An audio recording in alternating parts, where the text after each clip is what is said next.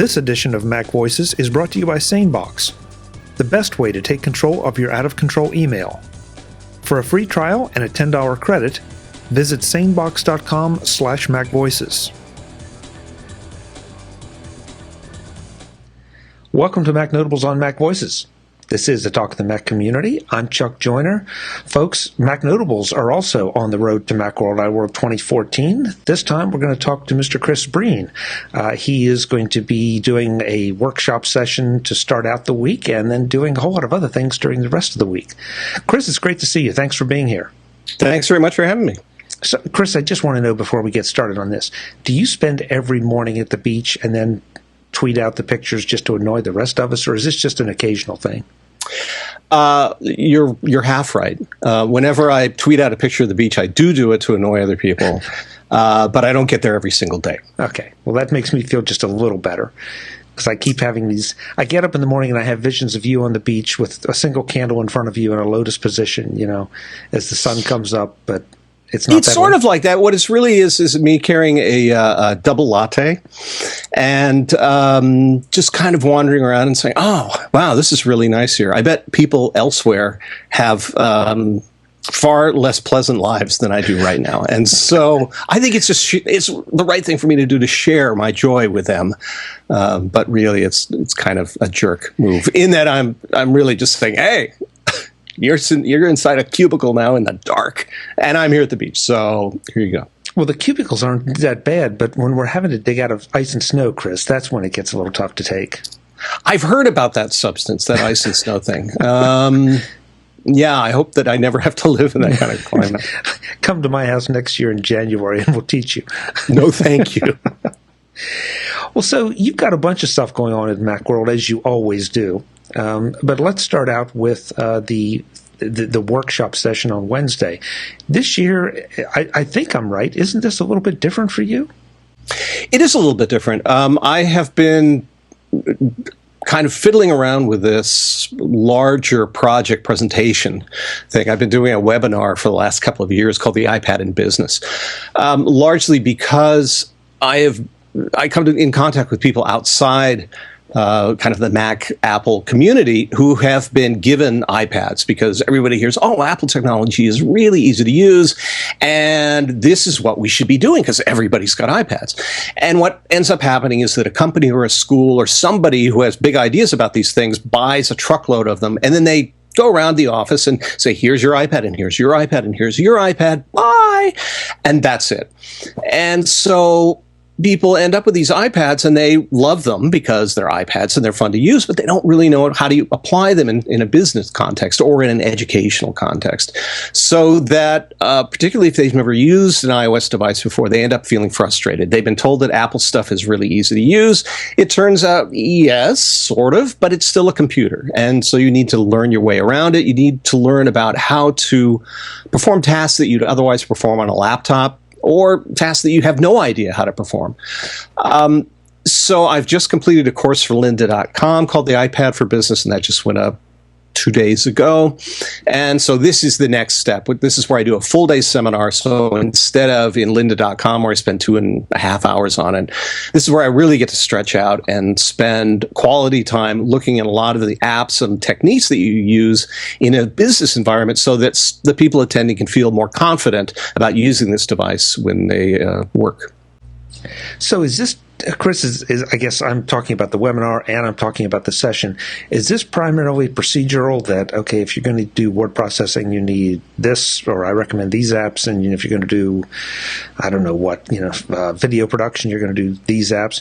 Or is it more of how to integrate this in with the way you work now, as opposed to having a laptop or waiting until you get back to the office to do something? Right. The answer to that is yes. So it's both. It's you've known me long enough to know that anything I do is kind of a hodgepodge, and that's kind of what this is. I will be talking about specific apps. For example, Goodreader, which I think is the Swiss Army knife of apps for business use, because there are a lot of things in the iOS that don't work the way they do in macOS. So, for example, I've got a certain kind of document that I want to use.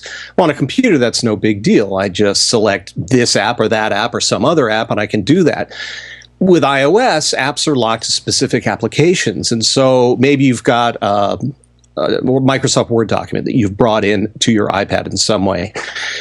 Maybe you want to use it in Pages, but maybe not. Maybe you want to put it somewhere else. Maybe you want to be able to sync this with a cloud in a means other than iCloud. Well, Goodreader turns out to be kind of the key to a lot of these things, so that it has iCloud access, not only to things like Google Drive, but also to Dropbox and Box.net and lots of other different services. Plus, from there, you can take it and put it lots of different places, plus do some reading within and annotation within that app as well. So a lot of it is how to do things that you would normally do on a laptop, but you're not exactly forbidden from doing on an iPad, but they're not clear how to do them on an iPad. And the other is also procedural. You're going on the road, you want to do a presentation. This is part of your business. How do you use this device to do your presentation? So there's going to be that side of it as well. And then also, finally, I think the final component for a lot of people is they end up saying, well, can I use this device instead of my laptop? And the answer is no.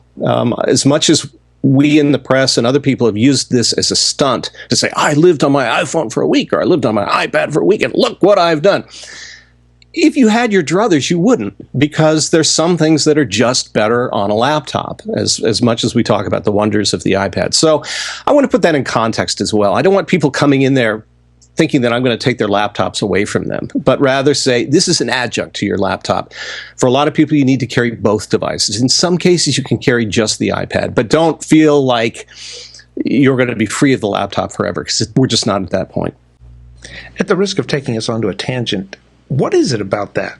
What is it about this desire that to view the iPad as a success or failure as a laptop replacement? Because I've never understood it. I do understand that there are ways and methods to get more out of the iPad, but at least at this point, the OS doesn't multitask real well. It doesn't put 2 or more apps on screen. It's not a failure. It's just different. But why do we all push that edge? I think because we're binary creatures, and we know what a computer does, and we know what a smartphone does, and we understand these are two different things. The iPad is kind of somewhere in the middle, and it was clear from the way the iPad was greeted when it first came out. People said, oh, it's just a big iPod Touch. Or other people just didn't get it, said, who needs it? Once people had it in their hands, that's really where they started to realize it's kind of an in-betweeny device. It's like a computer in some ways. It's like a big iPod Touch in other ways, but it's also a thing unto itself. And a lot of times you want to make it one or the other. Well, I want this to be a laptop replacement. Well, it's not exactly. Well, but I want to use it as a big iPhone. Well, it's not exactly that either. So most of the time we like to think in twos. It's either this or that. When we have to think in threes, it's this, that, or sort of that thing in the middle. That's where we start getting confused. Okay, so that was the tangent. So to go back on track where we were. Oh, on track. On track, yeah, what a concept. Chris, do you find that part of the process of educating people on the iPad is just a matter of getting them to remember that it's there and it has capabilities A, B, and C? And I'm not just talking about word processing and email, but that there are a lot of specialized apps that can help them accomplish things wherever they want easier, and maybe things that they couldn't accomplish without it. But they got to remember to do it. Yeah, I think it works in a couple of ways. One is to expose the traps, things that aren't obvious to them. We can take that Goodreader example again, that there must be some way to move documents between applications, but there's no obvious way to do it in the operating system. If you expose that and say, yes, this is a problem, instead of just ignoring it, and Apple isn't going to put out a press release saying, by the way, multitasking within a particular document is really hard. Buy an iPad. Instead, they just leave that out there unsaid, but when you try to do it, you get frustrated. So one, expose the weaknesses or the quirks of the device, and then say, but there is a solution. Yes, it's not as elegant as on a laptop. Here's the solution, and then you provide solutions X, Y, and Z. So define problems and then solve them, and I think that's the key to any education. You also, earlier in the conversation, kind of let slip business or education. Do you find the two radically different when you're approaching the iPad education process? They're not radically different. They have similar issues. One is distribution of apps. So you've given a whole classroom or you've given a whole business a cart full of iPads. How do you configure the things so that you have all the same apps? How do you, as an administrator, whether you're an IT or you're the teacher, how do you make sure that this stuff is locked down, that you have some control over these things? So being able to configure multiple devices is something that's common to both of them. They both have the ability to buy apps in bulk through one or the other of an Apple apps program. And also, where I was hinting before is this idea that this is a panacea, that people in either discipline are given these things saying, this is the key. Look, this is modern technology. So go forth and do wonderful things with it. And sometimes you can, and other times it turns out you actually need some training on it. Yeah, it seems to me I remember a time that was the desktop mantra. Here it is, it'll make your life simpler. Oh boy. And people sat there and some people opted to retire rather than learn this new thing. And you forget that some of this new stuff is scary, even something as approachable as the iPad. Yeah, and I think it's even more so today, because I think with the computer, people understood, oh, this is a computer, and therefore this is serious business. And I do think that people were much more concerned and frightened by computers back in the day, and people still are, that it's like, well, this can do anything. I don't know what this does exactly. Where the trap is with something like an iPad is that it's been presented to us as, wow, this thing is so easy. And if you can't use it right out of the box, you feel like an idiot, because it's like, well, but everybody told me it was easy, and it's made by Apple, and so it must be easy, and forget it. And so I also want to get that message across to people. Is like, don't be frustrated by this thing. For example, I went back to my daughter's old elementary school, and I gave them a half-day seminar on how to use it, because they just received a bunch of iPads. At that time, there was a lot of talk about the LA school district, where they had been given iPads, and basically the administrators just walked away. Well, the same idea with them is because they hadn't a clue. They said, well, how do I turn this thing on? Okay, we're talking about really basic stuff. What do you mean home button? I'm not going to do that in the iPad for Business seminar, but it does give you an idea of where the general user is. It's not sort of like starting with a computer and then making the jump and saying, oh, this is like this and this is like this. Rather, they're just going, I don't know what to do with this thing at all. So yes, there's some trepidation, but again, there's also that built-in frustration that they believe it should be easy and it's not. I'm really intrigued as an educator in this scenario, whether it's the workshop, whether it's the lynda.com course, or whether it's the elementary school. Do you find it difficult to get down to that level? And maybe at the elementary school you would expect it, but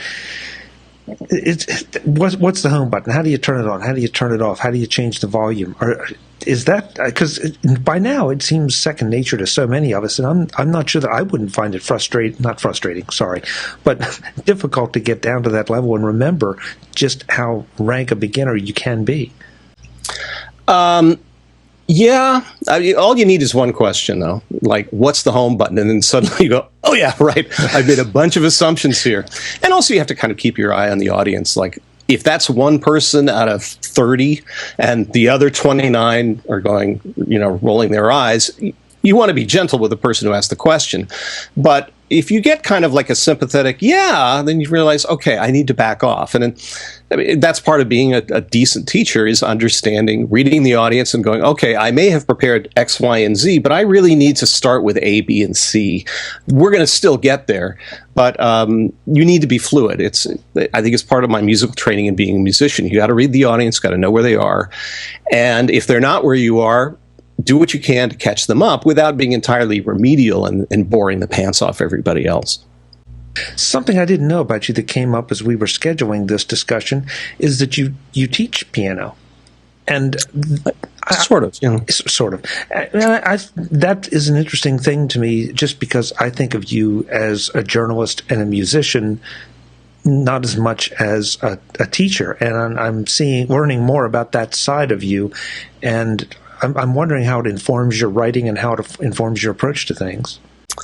Well, I way back in the day, I got my degree in music, but I went on to get a teaching credential in music, and then I got an English teaching credential, and I got a single subject.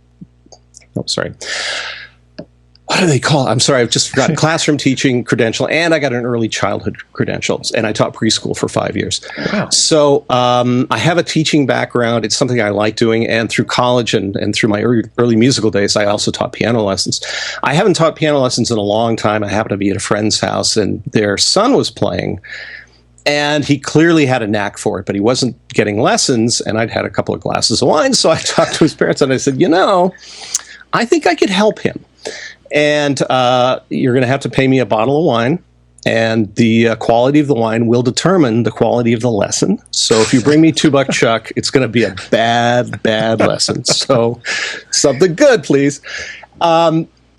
Because when I did it for money, I would often have piano students who were forced to be there by their parents, and they didn't want to be there, and it was boring for me, and it was boring for them. So I've taken on 2 students now. And each one of them really are interested in doing it, and they're really interested in playing it. For me, that's really rewarding. So at this point in my career, I sort of feel like I'm mentoring more than I'm being a teacher. And the way I teach is, I'm going to tell you a bunch of stuff. You come back when you've learned it. So I don't do weekly lessons. It's just when you need it. So I'm sort of a consulting piano teacher, like a consulting detective, rather than a traditional piano teacher. I had no idea that you had a background in education. That's interesting. I do. I've always thought of you as just this journalistic powerhouse. No, it was one of those things that I started out. I mean, I actually came out of college and I had a teaching job lined up. I could have been the elementary and junior high school music teacher in McKinleyville, California. And I realized I really needed to get out of Humboldt County, and so I turned down the job, and I became a preschool teacher instead in San Francisco. And I taught, at the time they were called boat people, so Vietnamese kids, Cambodian kids, and Laotian kids, without a word of English among them. And that was fascinating. By the end of the year, they were all fluent, of course, but wow, just a great group of kids, and really a rewarding experience. Well, McKinleyville's loss is our gain. So, well, I'm sure they're glad to see the back of me. Chris, I've been asking everyone that's doing a session at Macworld, and then I'll ask you too. Who is this session for? I mean, I know we've talked a little bit about it here, but is it for someone that is obviously a rank beginner? I would think so. But is it for someone who's already using their iPad for business and maybe just wants to, get a few pointers, or is this going to be a little too elementary for them? I think with the high end, if you're an IT manager, this is not for you.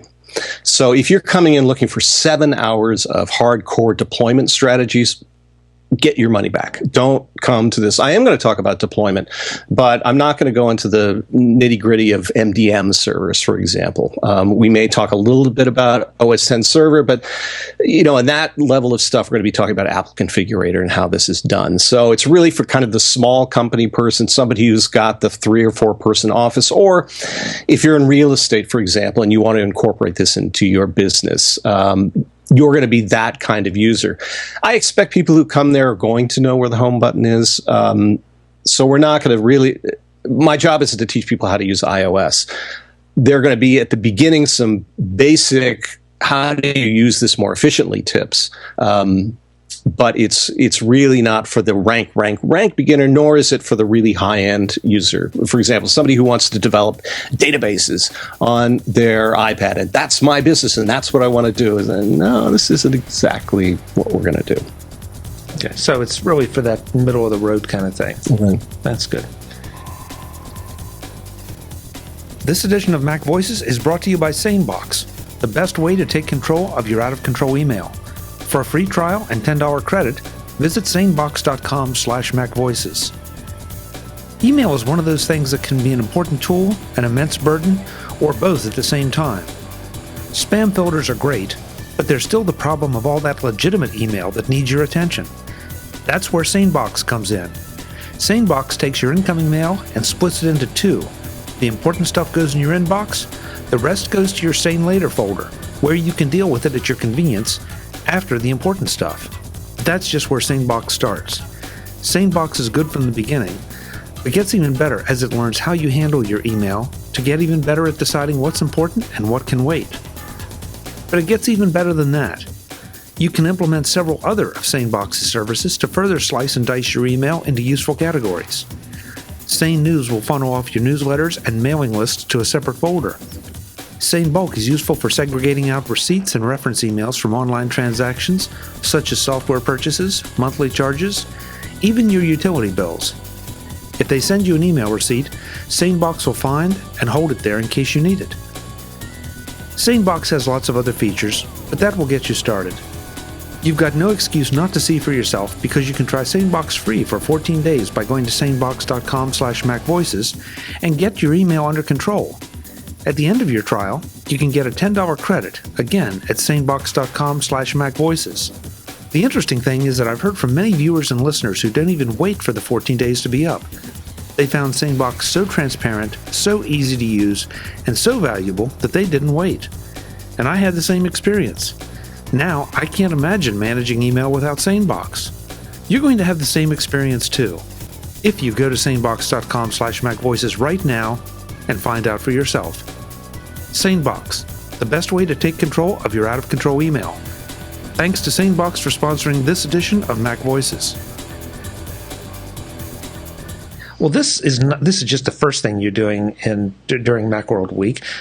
You're also helping, or actually organizing, some of the events on the main event stage on the show floor, which I always think is such a great idea, and I think everyone appreciates it because those folks who cannot afford or don't get to the conference sessions, this gets them a sample of some of what goes on up there, maybe in a little bit smaller chunks, but it still is a great place. And it's a great place to see you, see the Macworld editors, maybe look at some of the bigger issues of the day, especially through the Apple lens. What kind of things do we have coming up this year that you can tell us about? Yeah. Well, people haven't been before. This is going to be back on the main floor of the conference. So before we were sort of up on the third floor of Moscone West, tucked away a little bit, but we're actually going to be right in the thick of things. These are panel discussions, by and large.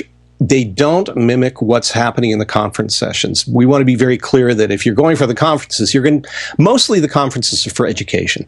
We tend within the panels to talk about broader issues. It's kind of like a panel discussion show or like a podcast, except done live. What we have coming this time, I always talk to the iFixit guys because I think it's interesting to see somebody tear something apart on stage and put it back together that's broken, because I'm a fiddler. I like to see things, repaired. Also, I like their take on sustainability, the kind of things that the technology industry could be doing to make for cleaner technology, more sustainable technology, more of a do-it-yourself thing, particularly when we're getting more and more devices that are so locked down, we feel like we as users can't update them anymore. That, back in the old days, as you know, we got our computers and we go, okay, I'm going to take out the graphics card and I'm going to put a new processor in and upgrade the RAM and I'm going to change this and I'm going to spray paint everything. And Apple doesn't really go for that kind of thing anymore. Well, iFixit will tell you that with some work and the right tools, you can do this kind of stuff. So I'm going to be talking to them. I'm going to be talking to Jeff Smith from Smule. Smule does a lot of music apps, and I know Jeff personally, and he just got his PhD from Stanford in music after having several successful businesses. And he actually got back into the development community because he wanted to develop tools that would inspire kids and adults to get back into music. And as I said, I'm a musician, so I like their take on what they do. I think their software is very clever, and he's just a really bright, nice guy. So I scheduled some time with him. We have some of our other editors who are going to be leading discussions. Dan Miller is going to be talking to some of the Mac pros, some of the people that you see in print or you've seen around the business. How do they manage their Macs? So a lot of this is just like, wow, how do you do things the Joe Kissel way or the so-and-so way or the somebody else way?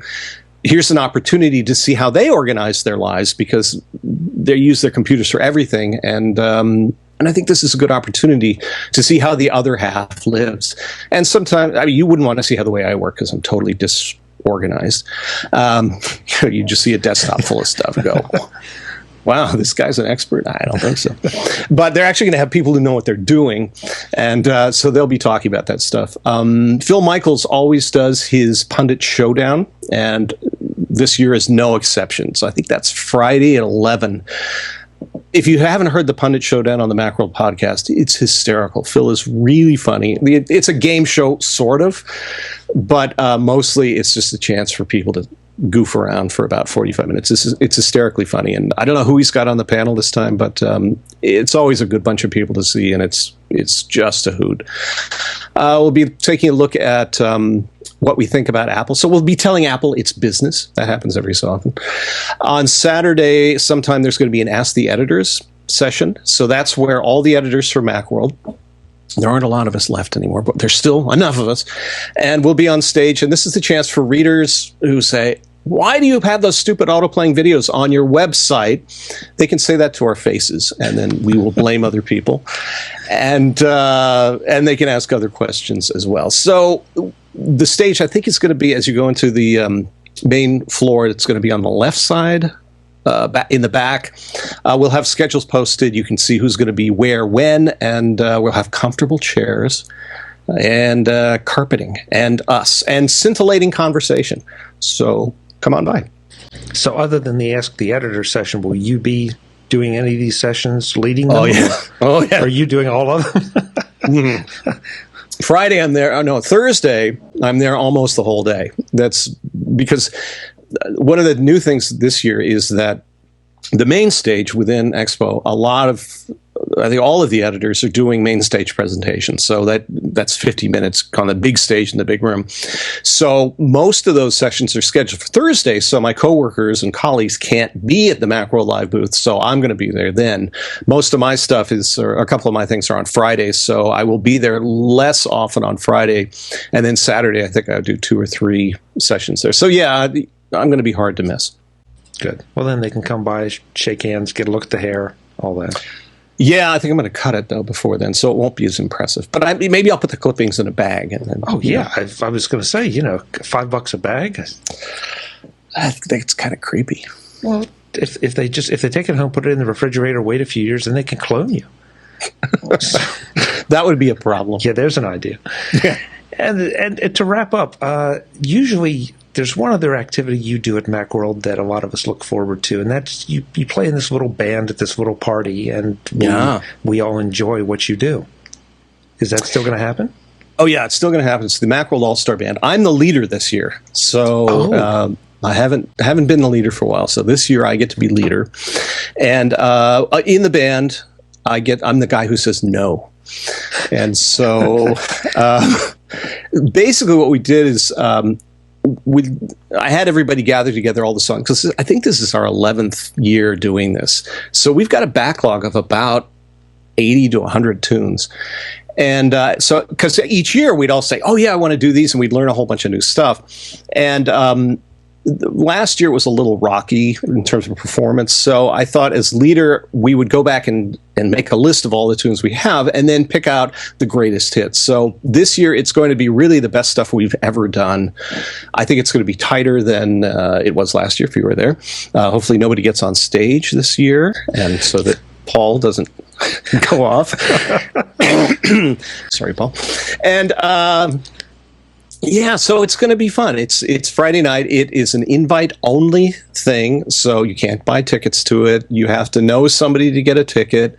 And so the trick is, I think some of the members of the band give away tickets either through their outlets, or sometimes if you actually bump into one of us, there's a possibility that we will have a spare ticket or two. Ask nicely, and maybe you'll get one. But and then you show up. It's an open bar, and you've been enough times to know that it's loud. It's not the kind of place that you can have a business conversation and swap business cards. It really is a way for everybody to blow off steam. It's so much fun for us to do. We rehearse once a year, and that's like 2 days before we do the gig. We do the gig. We have a blast. People who come have a lot of fun, and it's just a great way to kind of get halfway through the show. It's always a good time. But I want to, one other thing I want to make sure that kind of takes us back a couple couple months, I guess, is that the Macworld All-Star Band had the honor of playing at the Macintosh's 30th anniversary, which I thought was just extremely cool and so appropriate. We thought it was really fun, too. We were honored to get the invitation. And so that means we had 2 gigs this year, which is unprecedented. And so we sort of feel like we're really practiced now because we'll have had 2 rehearsals and 2 gigs. It was really fun. The band was great. The people who put the thing together were really great. It was nicely organized. The event itself, I wasn't sure how the event was going to go. It was really well attended. I thought it was terrific to listen to all the people from the early days, because I got my first Mac in 86. And I was one of those people who would look through all the about boxes. So I knew all the names of everybody on stage, but I hadn't met many of them, very few of them, as a matter of fact. And so to hear them get up there and talk about what it was like, and also get a general perspective of what Steve Jobs was like, both in the early and later days, was fascinating. So yeah, we were tickled to be there. It was just it was a terrific thing. Are you taking requests? No Ted Nugent. No. This was a serious question. If you'll take request, I want to put in a request for Whipping Post. That may very well happen. As you know, there's that one note. I'm the one who's tasked with singing this thing, and it's not anywhere in my range. But we play the hell out of it, except for the poor guy singing the thing. It depends on how my voice is. As leader, I'm more inclined to give other people tunes to sing than myself. I don't want to be the guy who says, okay, well, I'm going to sing the next 10 songs, and the rest of you guys forget it. But I love the song, even though I struggle with it vocally. So there's a good chance it will happen. Good. Well, I've heard you perform it, and I've heard you hit that note, and it's impressive to hear and see. I've hit it once out of 3 times we played it. Then that was the time. It was a surprise to me when it happened. Yeah, well, you did it. And we'll leave Ted for Ted, let him do his thing. Yeah, and you'll know when I'm trying to hit that note, because that's when I go this far back from the mic. So in case I don't hit it, if I hit it, then I can move in. And if I don't hit it, I do this, and then I do that. And then nobody... They just say, oh, I think I heard that note. It's an imagined note. Chris, I can't wait to see you. We're going to have so many of our friends in San Francisco, and it's just always such a great time, top to bottom. No matter the first time you go, it's a lot of fun. Each subsequent time, it's a lot of fun because you get to know more people and see more friends. And so I'm looking forward to it, and I hope that by the end, you can still be standing, because I know you're going to be a busy guy. Yeah, I am. I'm going to plug 2 other things, if I may. Oh, please. Yeah. Are there more? Is there more? I missed them. Oh, yeah, there's more. Okay. So on Friday, I'm doing a Mac 911 tips and troubleshooting thing. That's from 12 to 12:50. And then on Saturday, this may be the thing I'm most looking forward to, is I'm going to be interviewing Robyn Miller from Cyan, from Myst, the guy Rand and Robyn Miller were the brothers that created Myst. Nice guy. I reviewed Myst when it first came out for Computer Gaming World, and I had him on our podcast a little while ago. Just the sweetest guy in the world, and so creative. He's got a new movie out now that it's his first time making a movie, and it's called Augustus Gladstone. The Immortal Augustus Gladstone, and it's a very touching, beautiful little movie. So that's something I've been looking forward to doing. So if you have the opportunity, if you have the kind of pass that allows you in, you should definitely come and see it. And we'll be talking about the old Myst and game development days as well. We won't just be focusing on what he's doing now, but musician, filmmaker, artist, game creator, legend in the Mac community, just a swell guy. And are those both on the conference track? Those are, the Robyn is on the conference track, and then if you have a conference pass, you get into the big room, which is where we're doing all our stuff. So you can see both of those things there. Oh, and on Thursday night, as part of the rapid fire session, which participants get 5 minutes to teach something important to people, I'm going to be doing something called Technology for Old Farts. In 5 minutes? In 5 minutes. Wow, that's going to be impressive. Well, we old farts, we don't need to be taught much. Since when did you achieve that vaunted? I've just given myself that title. I just, I get a little tired these days, so I decided, all right, I'm one of you, and so I'm the one who's going to. No, because among the people in the business now, I am more aged, so I'm taking that mantle while I still look okay. Well, then, should we start calling you Mr. Breen? The shocking and kind of sad thing is that many people do, and they have been for about 10 years, which has sort of underscored this whole notion, like, oh, I'm not one of the kids anymore. Yeah. So I'm going to embrace it rather than run away from it. I'm going to accept it with dignity. Okay, well, that's good. Well, then I will encourage everyone to go back and rewind this podcast, mark down everything that you're doing, and make sure you go and shake hands with Mr. Breen and, maybe get him an orange juice or something. Metamucil, please. No, I don't think we need to go there. Chris, it's great to see you. Thanks so much for the time, and thanks for telling us about everything. It is going to be a busy show for you and for the folks from Macworld. It's always my favorite thing to do every single year, so I look forward to it. Thanks, Chuck. Same here. Chris is going to be in San Francisco. I'm going to be in San Francisco. Everybody you've heard on the road to Macworld is going to be in San Francisco. We want you there too. So please, MacWorld, sign up. You still have plenty of time, and get there. Until the next time, I'm Chuck Joyner. Thanks for watching. Visit MacVoices.com for links, show notes, to subscribe, to connect with Chuck on Twitter, app.net, Google+, Facebook, and LinkedIn. Subscribe to our weekly newsletter, the MacVoices Dispatch, to stay up to date with all the latest MacVoices news from our front page or at MacVoices.com/newsletter. Advertising and sponsorships handled by Backbeat Media at BackbeatMedia.com.